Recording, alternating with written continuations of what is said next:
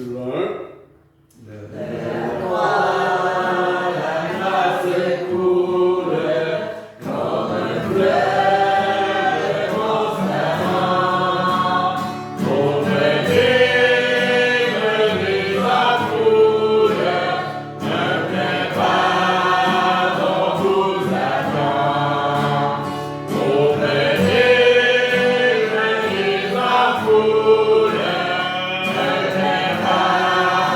Don't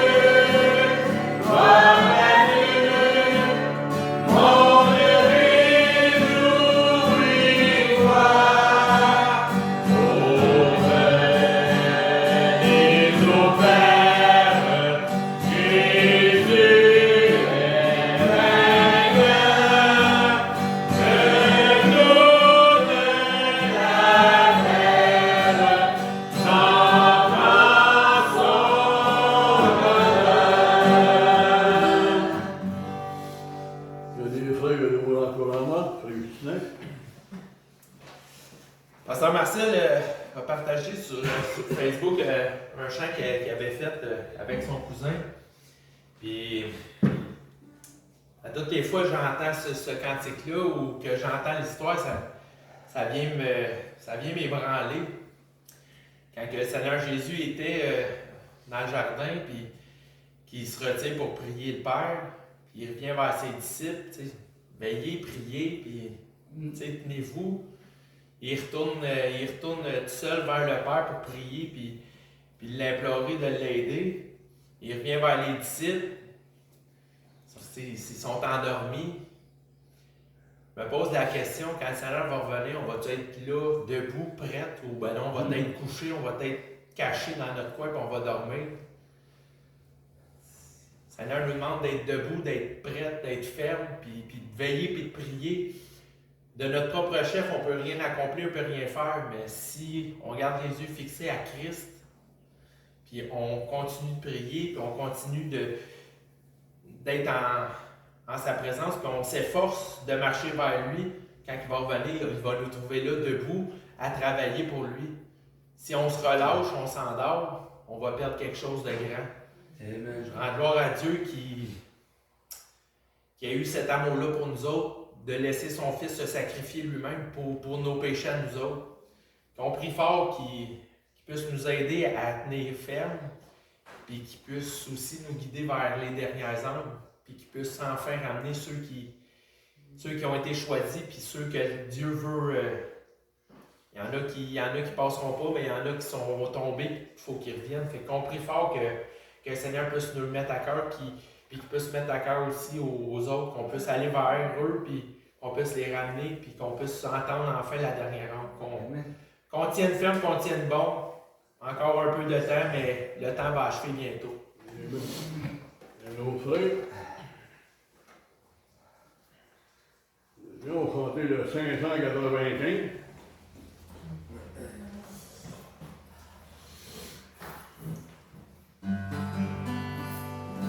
Sur le 1. Si tu veux.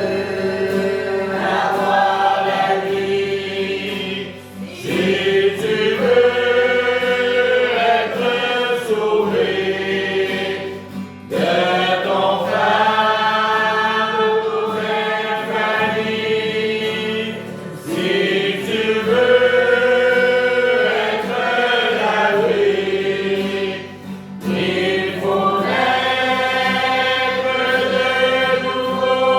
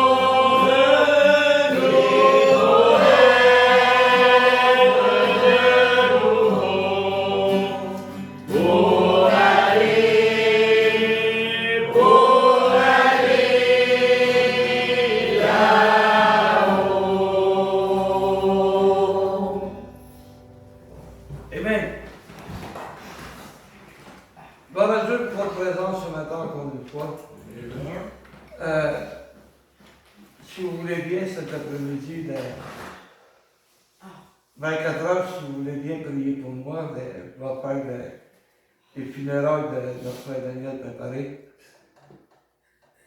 Priez que Dieu se serve de moi pour être une consolation pour ceux qui vont être là.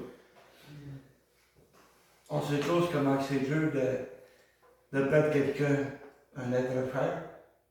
Fait que, faites une petite prière pour que Dieu puisse m'aider. Que je sois un élément de consolation pour ces gens. Et ce matin, ben, on va aller dans le livre que Paul écrit aux Romains, au chapitre 12.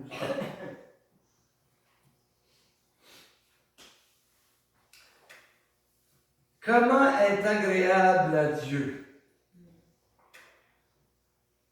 C'est un peu l'étude qu'on va faire, de quelle manière que nous pouvons être agréables à Dieu. Romains 12, verset 1. Je vous exhorte donc, le mot exhorter veut dire encourager. Frères, par les compassions de Dieu, à offrir vos corps comme un sacrifice vivant, saint, agréable à Dieu, ce qui sera de votre part un culte raisonnable. Par les compassions de Dieu, combien de fois Dieu nous a pardonné? Combien de fois que Dieu nous a aidés? Que Dieu nous a pas, comment on pourrait dire? Il nous a pas frappés à l'instant même où on commettait des péchés. Il avait compassion de nous.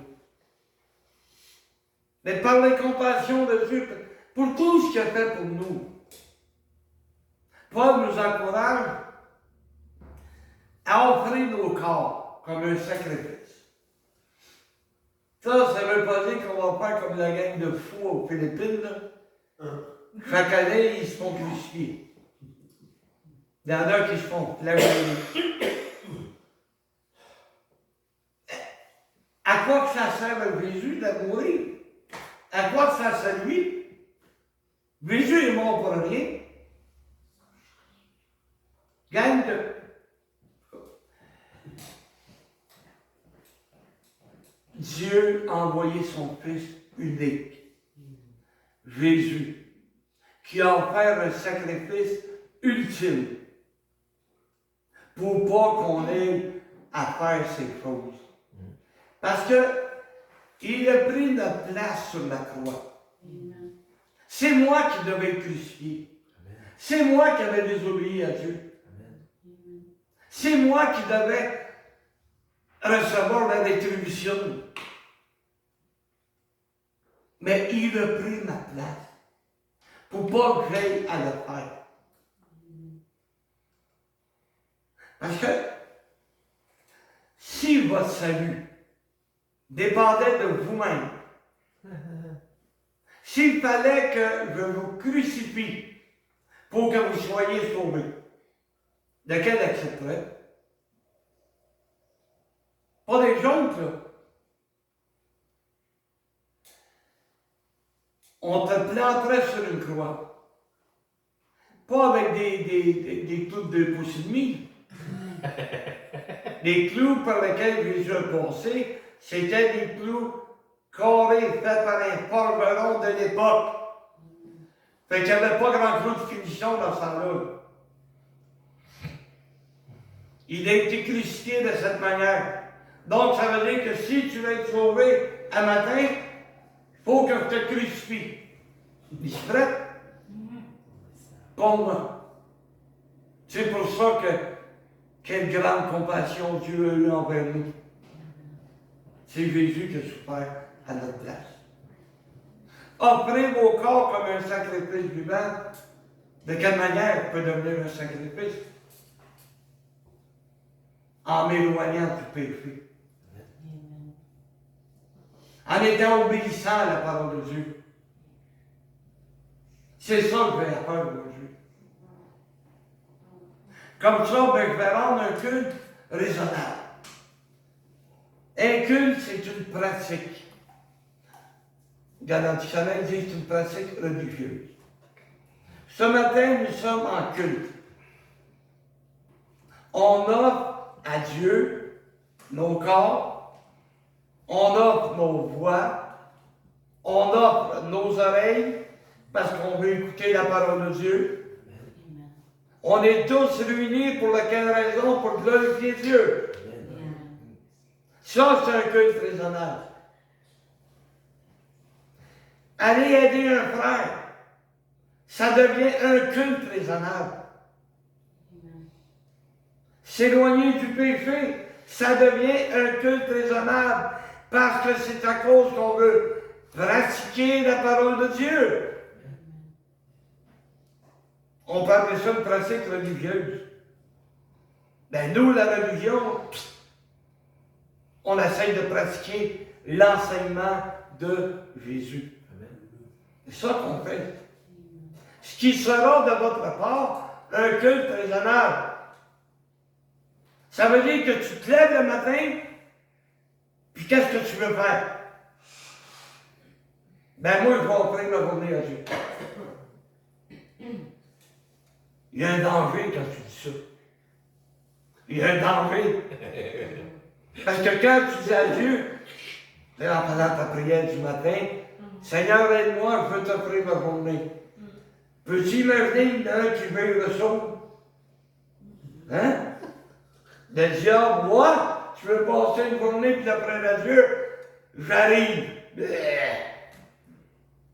sais, des journées où ça va mal. De plus en plus mal. T'essayes de faire quelque chose, ça ne marche pas, ça ne fonctionne pas.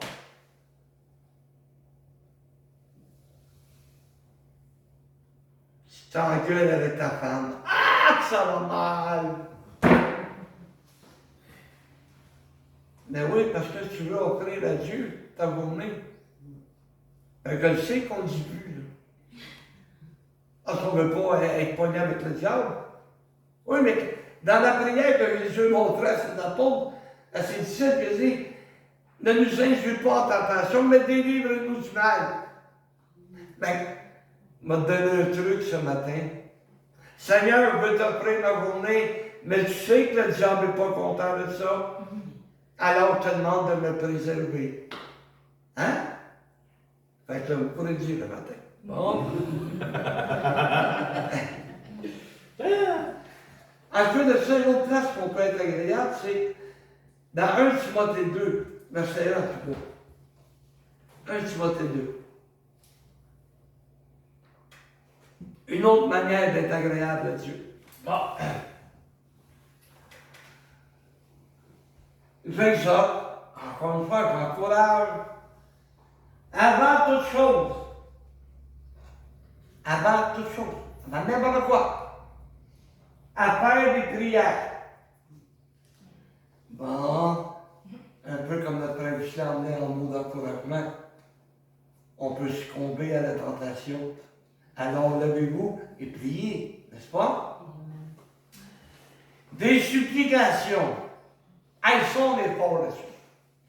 Hein? T'en supplie, Seigneur. Ben c'est normal, le Seigneur dit, il faut faire des supplications. Il faut supplier Dieu.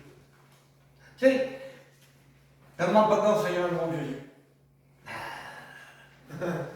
Sois sincère. T'en supplie, Seigneur, pardonne-moi. OK? Il faut faire des supplications. Des requêtes. Ah ben ça, hein? Quand on prend normalement, il y a quelqu'un qui a besoin de prière, besoin d'aide, besoin de requête, on est tous là, la main d'aide. Parce qu'on a des requêtes. Et on demande à Dieu de bien pouvoir les exaucer. S'il y a quelque chose qui me tient à cœur, ben, il m'a demandé des prières spéciales, il m'a demandé des requêtes. Hein? Si je lui demande une requête pour un corneux, je ne veux pas dire qu'il va me l'accorder. Mais si je lui demande de prendre soin de ma femme, ça, il peut me l'accorder. Si je lui demande de prendre soin de mes enfants, mes petits-enfants, ça, il peut me l'accorder. Quand je lui demande d'aider mon frère d'elle, est-ce qu'il est malade avec? Ben, Dieu va me l'accorder. Amen. Je te demande des prières pour ma soeur Hollande. La volonté de Dieu va se faire. Si c'est le désir de Dieu de l'amener avec lui, ben, il va le faire. Mais il faut supporter notre Évangile Michel. Amen. Donc, une requête spéciale, je vais lui demander ce matin, et j'insiste sur cette requête. D'accord? Des actions de grâce. Ben, c'est quoi les actions de grâce? Ce sont des gestes qui sont poussés par la grâce de Dieu. Parce que Dieu m'a fait grâce, je vais parler du Seigneur avec Frère Pierre. Parce que Dieu m'a fait grâce, je vais parler du Seigneur avec lui. Je vais essayer de le conduire, j'ai essayé de conduire ma vie. J'ai fait des actions que la grâce m'a poussé à faire, j'ai témoigné un paquet de monde. Parce que vous voulez qu'ils connaissent la même grâce que moi j'ai connue. Le pardon que Dieu m'avait accordé, qui avait effacé avec toute ma vie en arrière. Il y en avait-tu, dois faire les ménages là-dedans? Mais Dieu le fait. Et aujourd'hui, j'essaie de poser des gestes qui vont amener la grâce de Dieu sur les gens qui m'entourent. D'accord? Pour tous les hommes, sans exception. Ça ne veut pas dire, frères et sœurs, de prendre, d'appeler au gouvernement et qu'il nous envoie une liste de tous les citoyens du Québec. Puisque là, on va commencer à prier pour le premier, le deuxième, le troisième. Non, prier pour tous les hommes.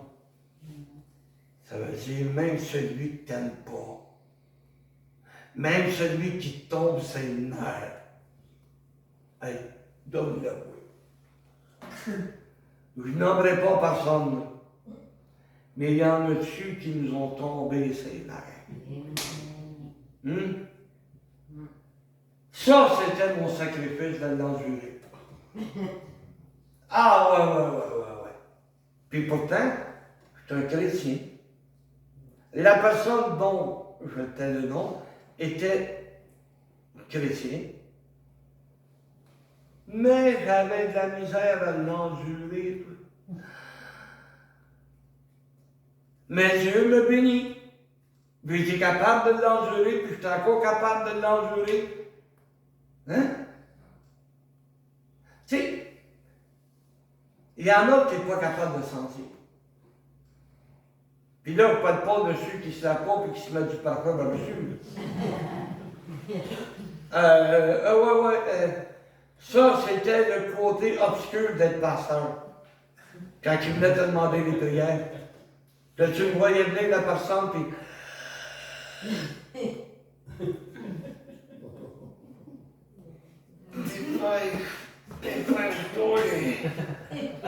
Oh ouais, je l'ai vécu, hein? Si vous ne savez pas de quoi je parle, essayez-le. Lavez-vous pas de la journée.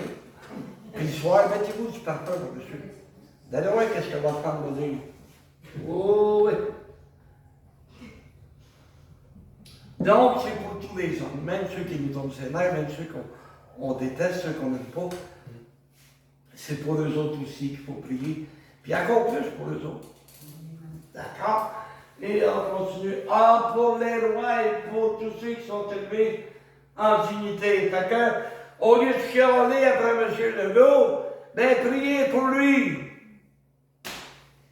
D'accord? Non, non, c'est pas choqué. C'est vrai? Au lieu de chialer sur ses décisions, compris que Dieu le guide à prendre les bonnes décisions. C'est ça qui nous dit de prier. Hey, pour le fun. Il y en a un qui a prié pour la reine d'Angleterre. Comment entendu quelqu'un prier pour la reine d'Angleterre?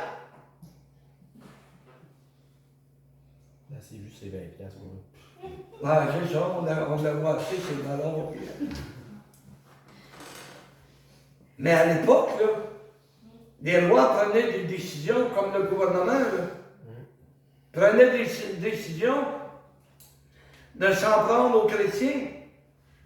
Pour ça qu'il nous disait de prier pour les rois, prier pour ceux qui sont des dignités, ceux qui prennent des décisions. qu'elle fasse notre affaire, la décision, qu'elle ne fasse pas notre affaire. Justement, si elle ne fait pas notre affaire, ben prie pour M. Legault. Hein? Si elle fait ton affaire, ben prie pour lui qui garde ses positions. C'est pas plus compliqué que ça. Mais c'est ça que Dieu nous demande de faire. C'est facile d'aller sur Facebook, là, puis d'écrire toutes sortes de choses. On peut écrire qu'on est d'accord, on peut écrire qu'on est contre. Pas ça qu'est l'affaire. Écrivez plutôt, priez pour lui. Verrais-tu ça de même que je mets ça, priez pour lui, les commentaires que je verrais. Wouh! C'est la pas long me ferait crucifier, c'est le cas de dire. Afin que nous menions une vie paisible et tranquille dans toute piété et honnêteté. Une vie paisible. Je vais vous en donner une image d'une vie paisible.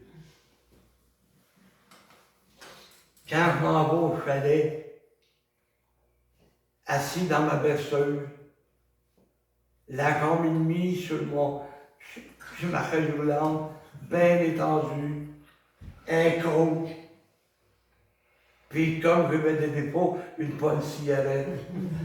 Hein? Et ta femme te demande, qu'est-ce qu'on va manger pour dîner? Bon, c'est plutôt moi qui demande ça. En tout cas. Puis elle dit, ben, j'ai telle affaire. Ah, on va opter pour ça aujourd'hui. Paisible et tranquille. Jusqu'à temps que la gang arrive. Oh, quand la gang arrive, je sais, un petit peu moins tranquille. Mais on vit une vie paisible, tranquille. La tranquillité. Cela est bon, ok, et agréable devant notre Dieu. Cela est bon et agréable devant Dieu. Et encore une autre place où je t'en parle. C'est dans Hébreux 12, 28. Hébreux 12, 28. Encore une fois. Qu'est-ce qu'on peut faire pour être agréable? C'est pourquoi recevant un royaume inébranlable, inébranlable, là, bon, montrons notre reconnaissance en rendant à Dieu un culte qui lui soit agréable. Montrons notre reconnaissance. C'est de valeur de voir comment c'est que certaines personnes ne sont pas reconnaissantes. Sauver, c'est beau. Mais le restant, pratiquer la doctrine de Jésus, pratiquer ses enseignements, c'est secondaire. Non, c'est pas secondaire, c'est prioritaire. Être reconnaissant envers Dieu. Mais ça, Jésus il l'a un petit peu expliqué. Quand il a pris l'exemple de deux hommes, un qui devait, mettons, un qui devait 100 piastres.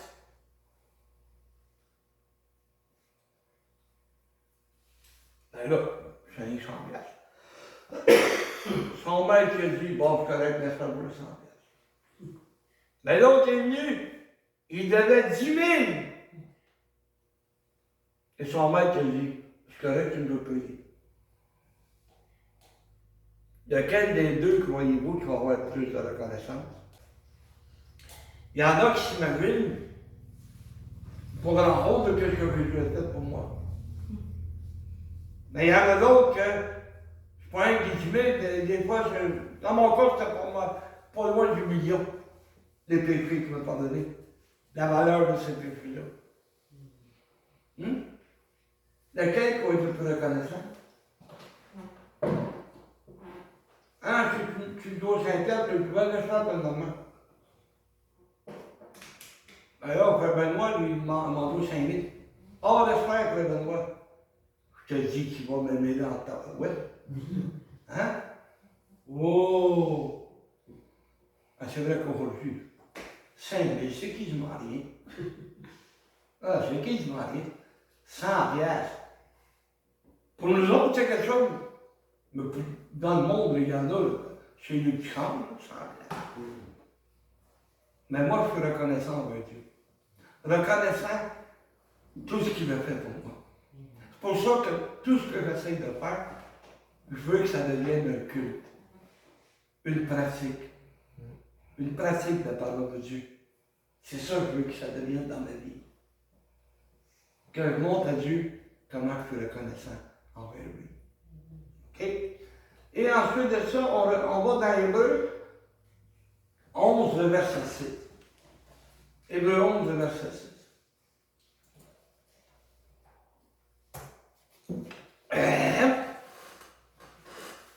Or, sans la foi, il est impossible de lui être agréable. Car il faut que celui qui s'approche de Dieu croit que Dieu existe et qu'il est le rémunérateur de ceux qui le cherchent. Celui qui récompense, c'est ça le rémunérateur. Sans la foi, c'est impossible d'être agréable. Il y a des fois où je n'ai pas le goût de faire quelque chose. Mais par la foi, je vais le faire. Parce que je crois que Dieu existe, mais je crois aussi qu'il est le rémunérateur, celui qui va me récompenser. Y a-t-il quelqu'un ici qui va faire du bénévolat où il travaille? Tu vas dire à son boss, « Oh, laisse faire, les 3 prochaines journées, paye-moi les pots. » Hey! Quand je vais travailler, c'est parce que je vais avoir une paye. Hein?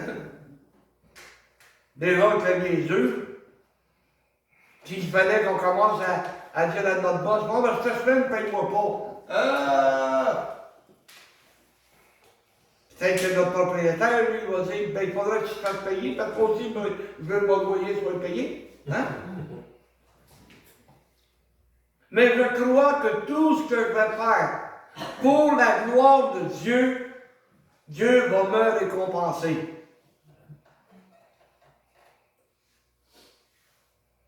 Sur cette terre, il va m'accorder des bénédictions.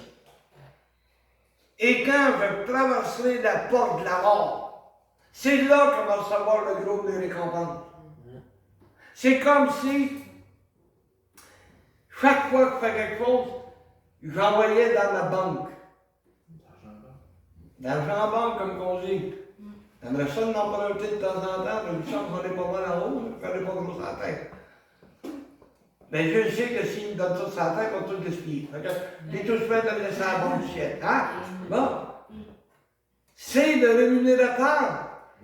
Tout ce que vous ferez, vous vous souvenez de la parole de Jésus quand il dit, tout ce que vous ferez à mon nom, si tu donnes un verre d'eau à un prophète, tu vas avoir une récompense de prophète. Rien qu'un verre d'eau, il va nous bénir pour ça. Fait qu'imaginez-vous, mais que ce soit le temps des dossiers, puis que. Hein? Qu'on commence à partager les dossiers. Hein? Ça va être bon, ça? Non. Mais tout ce que l'on fait, si c'est prendre le temps de prier pour quelqu'un, nous allons être bénis. Tu sais, frère René Olivier, feu frère René Olivier, chaque fois que je lui demandais des prières, puis il disait, ben, à chaque fois que je vais fumer une cigarette, avant de la fumer, il va prier pour toi. Ça va être moi qui l'ai fait mourir le cancer du poumon. Hein? Mais à chaque fois, peux-tu imaginer les récompenses que cet homme va recevoir? Amen. De prendre le temps. C'était pas un pasteur, c'était pas un diacre, c'était un membre qui était encourageant et qui prenait le temps de t'écouter, de t'encourager. Et il disait, elle m'a prié pour toi. Hey. Mais ça n'est des récompenses que le Seigneur nous offre. Il va tout nous donner pour sa gloire. Même toi, quand tu sais que quelqu'un est dans le besoin et que tu prends le temps d'aller l'aider. Puis quand je parle de besoin, là, un coup de main, c'est un besoin. Le besoin de quelqu'un, c'est un coup de main. Mais quand tu prends soin de quelqu'un que, oups, t'as entendu dire qu'il manque de nourriture, et que tu prends le temps, sans crier sur toutes les toits, tu prends le temps d'aller l'aider. C'est des récompenses. On a un loyer à payer pour nous réunir. Et chacun amène sa contribution. Avez-vous manqué de quelque chose? Avez-vous manqué de nourriture? Pourtant, hey, on n'est pas gros là, pour payer ça, le loyer qu'on a payé. Mais c'est des récompenses qu'on s'accumule. Dieu pourvoit tous nos besoins. Tu sais, Dieu ne sait pas un distributeur automatique. Tu sais, comme quand tu vois des machines à coke, ces choses-là, tu mets une pièce, ben pas ici, mais aux États-Unis, tu mets une pièce, il te remet 50 cents, puis il te donne un coke.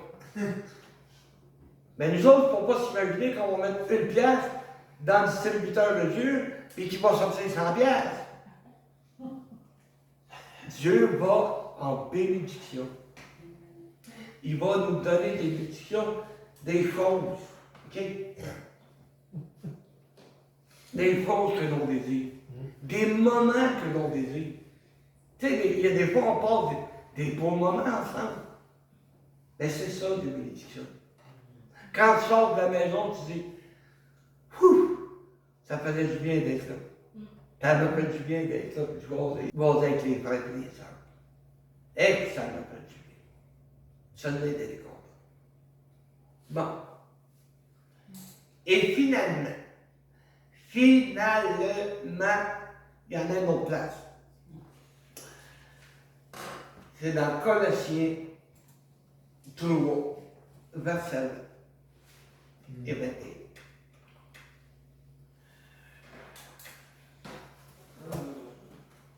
Enfin! Ça fait plaisir aux frères et aux sœurs. Ça, c'est le verset préféré. Enfin, obéissez à toutes choses à vos parents, car cela est agréable dans le Seigneur. Un enfant obéissant, y a-t-il plus grande récompense que ça? Hein? Hey. On va pas le mériter. Tu dis, va te coucher, sans dire un mot supplémentaire. Va te coucher. Je sais que ça peut être un rêve pour certains que ça arrive demain. Mais c'est quand même ça. Et hein? Va ramasser ta chambre. Oh! Boy, oh boy, oh boy. Hey, là, c'est l'argument. Par-dessus l'argument. Mais c'est pas toi qui l'as défaite, ta chambre. C'est lui ou c'est elle. Tu sais, ça m'est arrivé à un moment donné, une de mes filles qui avait passablement dit des choses. Ta femme a l'air d'une soupe cochon. Non. Ouh, ça bardait dans la maison. Et finalement, elle l'a fait. Et au lieu de tout pousser en dessous du vide, elle l'a mis dans la... Bon. Il a fallu qu'on passe ça, nous autres, avec. Là. Je sais bien que moi, à mon époque, quand mon père disait « Ouais, il commence à être tard », il n'avait pas envie de me dire de nous coucher, je savais que ça voulait dire. Puis je me suis jamais obstiné avec lui. Même aujourd'hui, je ne m'obstinerai pas avec lui. C'est même plus là pour en parler. Oui, je t'ai dit. On n'est pas à la même époque, là. Aujourd'hui, avec tous les livres qui se vendent comment être un enfant, la DPJ qui est dans le coin, tu ne peux pas faire ce que tu veux. Donner une fessée à un enfant, c'est un œuf. Moi, je suis d'accord avec la DPJ, là. Tu sais, quand je prends des fous, des folles, là, qui sacrent une volée à deux enfants, là, c'est pas ça, là. Je vais frapper mes enfants. Venez m'arrêter. Mais la dernière fois, j'ai donné une claque sur une fesse à une de mes 2 filles. Elle avait 6 ans. Ils sont rendus à 40, 41 ans. Mais ils ne s'est pas battus trop. Moi, c'était pas compliqué. Je parlais une fois, je suis pas patient. Fait que je parlais une fois, si tu n'agis pas, ben, quand c'est fait. Il apprenait comme ça, mais quand papa dit quelque chose, il faut le faire. Puis j'avais une femme qui me supportait. Moi, quand la petite, une des 2 petites, allait voir sa maman pour broyer, vieux papa, non, va voir ton père. Et si ma femme faisait la même chose, non, va voir ta mère. Tu sais, quand tu as une complicité, là, ça va tellement bien. Mais ça, ils l'ont appris. Enfants, obéissez à vos parents. D'accord? Mais regarde bien aussi, le bonhomme, là, on va te parler aussi. Père! Père! N'héritez pas vos enfants de peur qu'ils se découragent. Écœurez-les pas. Ça, c'est un bon québécois. Je sais que c'est pas un beau mot, mais regarde dans le dictionnaire, le mot existe. Puis dans ma langue aussi. On est là pour encourager nos enfants, pour aider nos enfants, pas pour les écœurer, pas pour les irriter. Tu sais, je parle pas d'un enfant qui est au même. C'est plus quand il arrive à l'adolescence, qu'à un moment donné, il devient plus grand que toi. Non, il dit, mais il sait tout, il connaît tout. Non, non. C'est là que c'est dur à travailler. Hein? N'héritez pas vos enfants. Aïe, aïe. Ah ouais, ta job n'est pas fini. Non, mais c'est ça. C'est de cette manière qu'on peut être agréable à Dieu. Avec les enfants. En élevant les enfants. Eh bien, c'est pas de faire des blagues à travers ça, mais c'est la vérité. C'est nos enfants, c'est notre futur. C'est le futur de l'Église. Mais si on n'est pas capable de les amener à l'Église, ou de les ramener à l'Église, où va être le futur de l'Église? Tu sais, je ne sais pas combien d'années qu'il reste. Peut-être même des mois, je ne sais pas. Mais tôt ou tard, je vais disparaître. Et j'espère que mes enfants, mes jeunes, mes petits-enfants, vont continuer l'œuvre de Dieu. C'est pas parce que moi, on va être mort que l'œuvre de Dieu est morte. Non, l'œuvre va continuer pareil. Mais ça va prendre une relève. Mais si la relève, elle reste chez eux, ça ne lui avait pas grand-chose, hein? Alors, père, n'héritez pas vos enfants. Tu sais, le mot père, il faut l'englober aussi avec la mère. La mère aussi, elle peut faire quelque chose. La mère, bien souvent, c'est la confidente des enfants. Tu sais, si le père est dur, ben la mère devient la confidente. Mais si c'est la mère qui est malade, c'est le bonhomme qui devient confident. Hein? Donc, ce sont tous des manières d'être agréables à Dieu. Comme c'est agréable d'appartenir au Seigneur. Comme dit le psaume 133, comme il est doux, comme il est agréable. Comme il est agréable d'être un enfant de Dieu, de s'offrir, d'offrir nos corps comme un sacrifice vivant. Alors, c'est le message que Dieu m'avait mis à cœur de vous apporter. Ne m'oubliez pas dans vos prières cet après-midi.